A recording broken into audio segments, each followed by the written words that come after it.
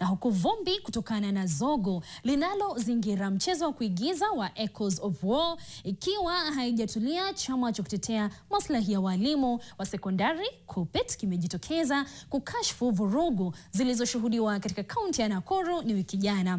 Wakiongozwa na mwenyekiti wao ama wa chama hicho kaunti ya Nakuru, Simon Waita, KUPPET wamekashifu maafisa wa polisi kwa kutumia nguvu kupita kiasi, haswa kwenye mazingira yaliyokuwa na wanafunzi. Tupate kina cha taarifa hii na mwandishi wetu wa Molo, Jimson Ndungu. Katika mzozo ulioshuhudiwa wiki jana kati ya maafisa wa polisi na wanafunzi wa shule ya upili ya Butere Girls, KUPPET tawi la Nakuru imejitokeza na kukashifu mzozo huo, ambapo tuliona serikali inakuja with a lot of force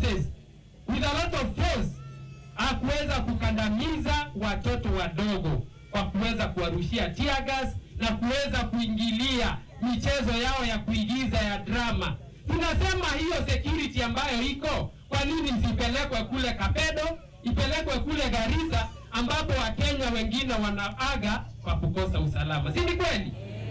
Tunaona serikali inatumia nguvu nyingi sana. Kwa nini hiyo nguvu isiweze kutumika kuweza kulinda Wakenya na uhai na kuweza kunacha hao vijana wadogo waweze kupata hizo talanta zao na kujiendeleza nazo? Nikiripotia NTV mashinani kutoka Moro, kaunti ya Nakuru, jina langu ni Jimson Ndungu.